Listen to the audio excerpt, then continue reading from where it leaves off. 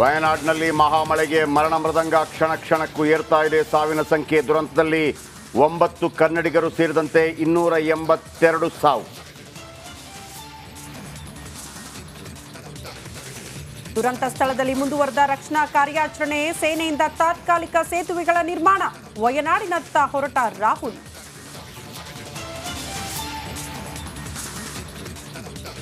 ಕರುನಾಡಿಗೂ ಜಲಕಂಟಕ. ಉತ್ತರದಲ್ಲಿ ಘಟಪ್ರಭಾ, ಕೃಷ್ಣೆಯ ಅಬ್ಬರ. ಮಲೆನಾಡಲ್ಲಿ ಶಿರಾಡಿ ಮಂಗಳೂರು ಹೆದ್ದಾರಿ ಬಂದ್. ಅಪಾಯದ ಮಟ್ಟ ಮೀರ್ತಾ ಇದೆ ಕಾವೇರಿ.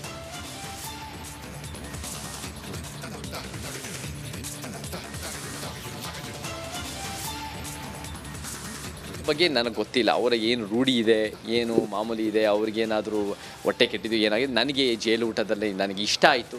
ನನಗೆ ಯಾವ ಸಮಸ್ಯೆ ಆಗಿಲ್ಲ. ಡೆವಿಲ್ ಗ್ಯಾಂಗ್ ನ್ಯಾಯಾಂಗ ಬಂಧನದ ಅವಧಿ ಅಂತ್ಯ. ಇಂದು ಮತ್ತೆ ನ್ಯಾಯಾಧೀಶರ ಮುಂದೆ ಹಾಜರು. ದಾಸನ ಮನೆ ಊಟದ ಖ್ಯಾತಿಗೆ ಚೇತನ್ ಡಿಚ್ಚಿ.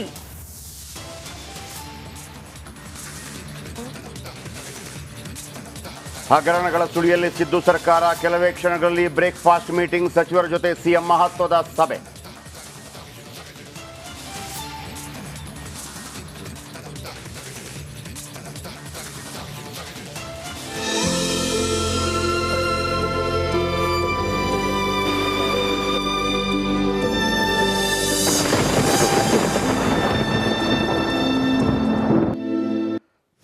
ದೇವರ ನಾಡು ಕೇರಳದಲ್ಲಿ ನಡೆದಂಥ ಭೂಕುಸಿತ.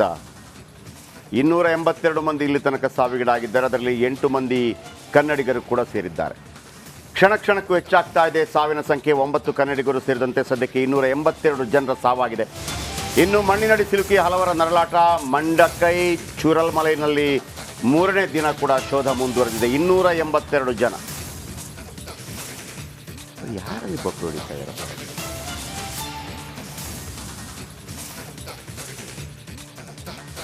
ಕೇರಳದ ವಯನಾಡಿನಲ್ಲಿ ಅತ್ಯಂತ ದೊಡ್ಡ ದುರಂತ ಸಂಭವಿಸಿದೆ ಗುಡ್ಡ ಕುಸಿತದಿಂದಾಗಿ. 3ನೇ ದಿನ ಇವತ್ತು ಕೂಡ ಶೋಧ ಕಾರ್ಯಾಚರಣೆ ನಿರಂತರವಾಗಿ ಸ್ಥಳದಲ್ಲಾಗ್ತಾ ಇದೆ. ಆದರೆ ಕ್ಷಣ ಕ್ಷಣಕ್ಕೂ ಸಾವಿನ ಸಂಖ್ಯೆ ಹೆಚ್ಚಳ ಆಗ್ತಾ ಇದೆ. 282 ಜನ ಈಗ ಮೃತಪಟ್ಟವರು. ಸೊ ಇನ್ನೂ ಕೂಡ ಹಲವಾರು ಜನ ಅಲ್ಲಿ ಸಿಲುಕಾಕಿಕೊಂಡಿದ್ದಾರೆ, ಸಾವಿಗೀಡಾಗಿದ್ದಾರೆ. ಹಾಗಾಗಿ ಇವತ್ತು ಕೂಡ ಕಾರ್ಯಾಚರಣೆ ಆಗ್ತಾ ಇದೆ. ದೃಶ್ಯ ನಾವು ಗಮನಿಸ್ತಾ ಇದ್ವಿ. ತಾತ್ಕಾಲಿಕವಾಗಿ ಸೇತುವೆಗಳ ನಿರ್ಮಾಣ ಆಗಿದೆ. ಒಂದಷ್ಟು ಅಡೆತಡೆಗಳು ಕೂಡ ಕಾರ್ಯಾಚರಣೆ ಆಗ್ತಾ ಇದೆ ಅಂತ. ಕಾರಣ ನಿರಂತರವಾಗಿ ಮಳೆ ಆಗ್ತಾ ಇತ್ತಂತೆ. ಬಟ್ ಈಗ ಕೊಂಚ ಬಿಡುವು ಕೊಟ್ಟಿದೆ ಅಂತ ನಾಗೇಂದ್ರ ಬಾಬು, ನನ್ನ ಸಹೋದ್ಯೋಗಿ, ಸ್ಪಾಟ್ ಇಂದ ಮಾಹಿತಿ ಕೊಡ್ತಾ ಇದ್ರು.